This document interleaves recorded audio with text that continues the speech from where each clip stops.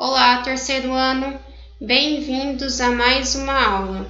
Na aula de hoje nós continuaremos falando sobre a sociologia do trabalho, mas nós iremos adentrar ao Taylorismo. Então, o que foi o Taylorismo? Aqui nós temos a imagem, do Frederick Taylor. Frederick Taylor, ele foi um engenheiro americano, é um engenheiro mecânico, que criou esse Taylorismo em 1911. Vamos ver então o que foi o Taylorismo. O Taylorismo também é conhecido como administração científica, é o princípio da administração científica que foi criado, como eu havia dito, pelo engenheiro mecânico americano Frederick Taylor em 1919. E o que ele queria com esse Taylorismo? Ele queria empregar os trabalhadores de maneira mais eficiente possível, Como que eu posso produzir mais em menos tempo, Como que eu posso produzir, por exemplo, mais carros em menos tempo?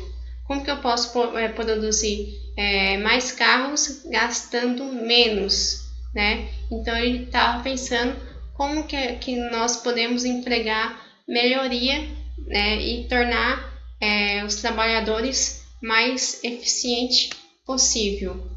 E aí, como que ele fez isso? Essa teoria também é chamada como gerenciamento científico, foi a primeira a focar a otimização do fluxo de trabalho. O que seria a otimização? Como que eu posso melhorar o trabalho, melhorar a produtividade, E aí ele vai pensar em melhorias no trabalho, e melhoria da produção. Ele queria fazer a otimização, ele queria aumentar então a produtividade nas indústrias, já que está ali acontecendo o movimento das revoluções, da revolução industrial. Então Taylor dividiu a produção em movimentos individuais. Como assim movimentos individuais?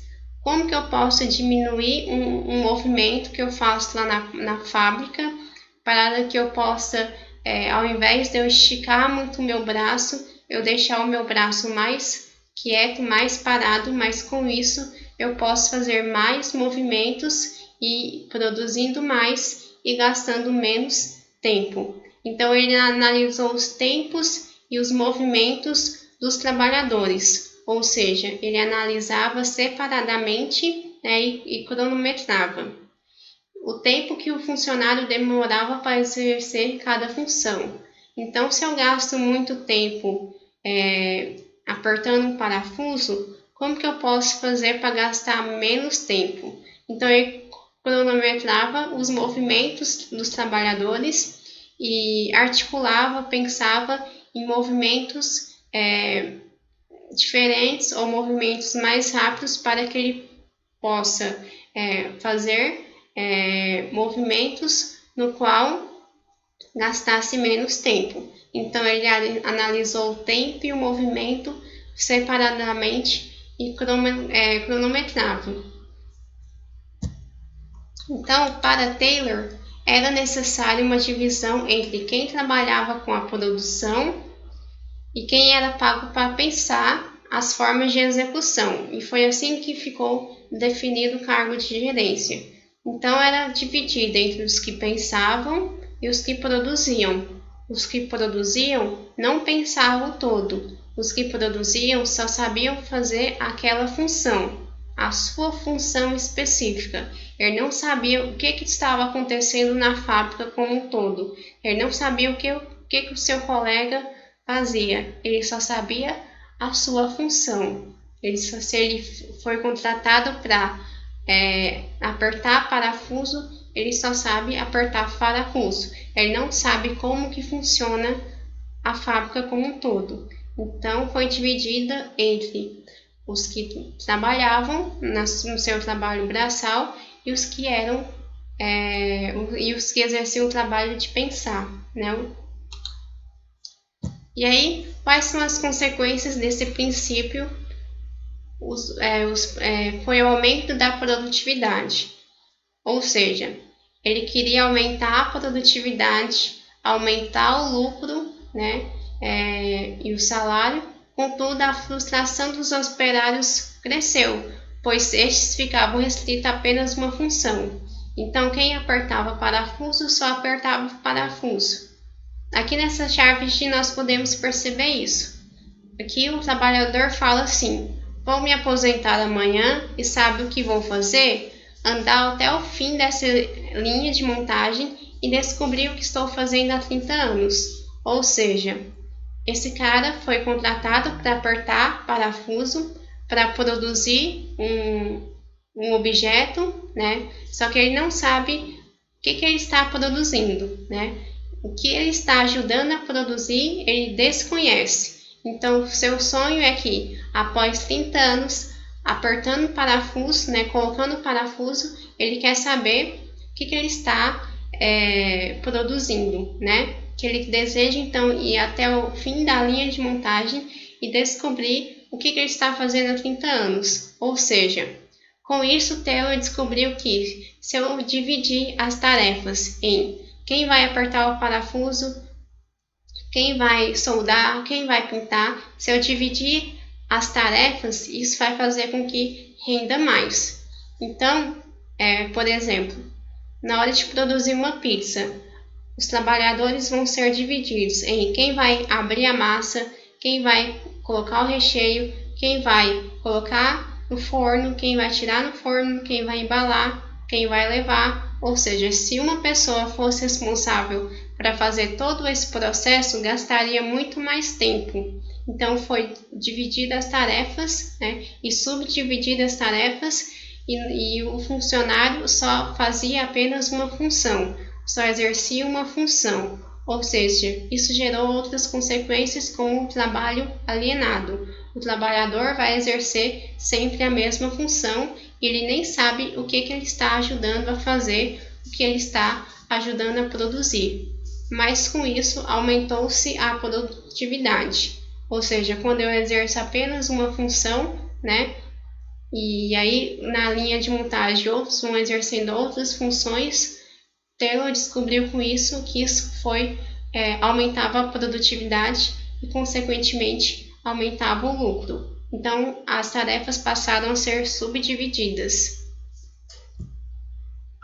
Então, quais são as características do Taylorismo? Planejamento, né? Usa apenas de métodos de trabalho que já foram testados e planejados para eliminar o improviso, ou seja, vamos testar, retestar, planejar para que não haja improviso. E com isso não vai haver perda de tempo e com isso não vai haver prejuízo e com isso vai levar sempre a mais o lucro, né? Já que o Taylorismo visa o lucro.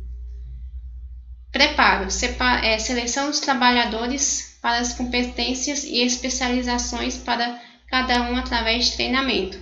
Ou seja, se a pessoa foi contratada para apertar parafuso, ela vai ser preparada, ela vai se especializar na sua função de apertar parafuso. Se a outra foi preparada para soldar, ela vai ser treinada e especializada, ou seja, ela vai ser especialista em solda.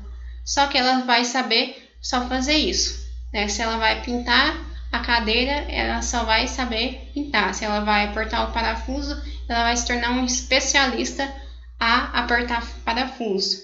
Ou seja, e com isso, a pessoa só vai saber exercer aquela função, a sua única função. Controle, supervisão constante do trabalhador por uma autoridade. Foi assim que surgiu o cargo de gerência, foi assim que surgiu o cargo de supervisão. Aqui nós temos uma imagem do filme Tempos Modernos, no qual o Chaplin vai no banheiro e seu supervisor está lá o tempo todo controlando e supervisionando para que o trabalhador saiba que tem alguém sobre controle, alguém sobre a sua vigilância, no qual o trabalhador não vai perder nenhum tempo, nem um minuto do seu trabalho com aquilo que não se resume à sua tarefa de produzir cada vez mais e mais e mais e mais e mais. Então, essa vigilância constante esse controle constante, né, visava uma maior produtividade. Então, hoje, no mundo moderno, essa produção constante e essa vigilância constante se dá através de câmeras. Então, em todo local há câmeras para que haja essa vigilância, para ver se o trabalhador está realmente produzindo.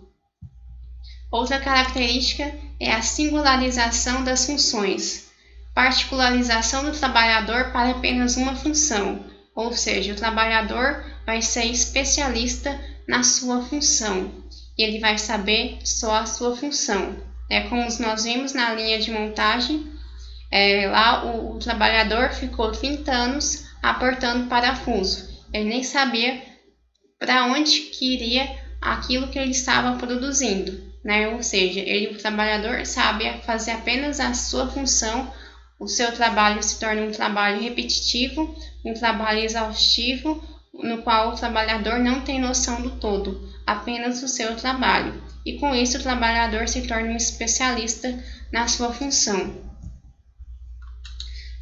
Execução.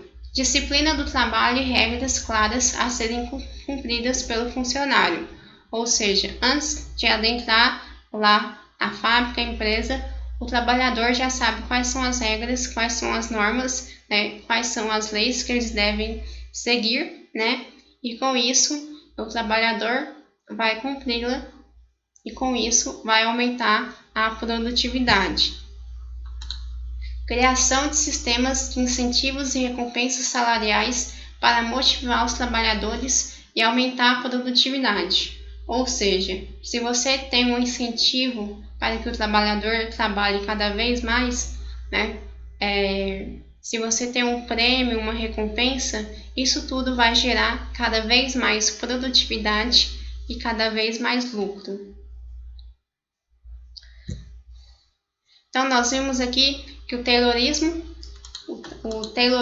foi criado pelo esse engenheiro mecânico alemão, no qual ele queria analisar como que eu posso produzir mais em menos tempo, como que eu posso produzir um carro em menos tempo. Ele descobriu que se eu dividir e subdividir as tarefas, dividir em quem vai soldar, quem vai pintar, quem vai parafusar, e se eu cronometrar, se eu fizer um movimento, se eu esticar muito meu braço para fazer determinado movimento, eu vou gastar mais tempo. Então ele cronometrou o tempo e o movimento dos trabalhadores separadamente para que a função que ele esteja exercendo não gastasse muito tempo e com isso ele não produziria muito.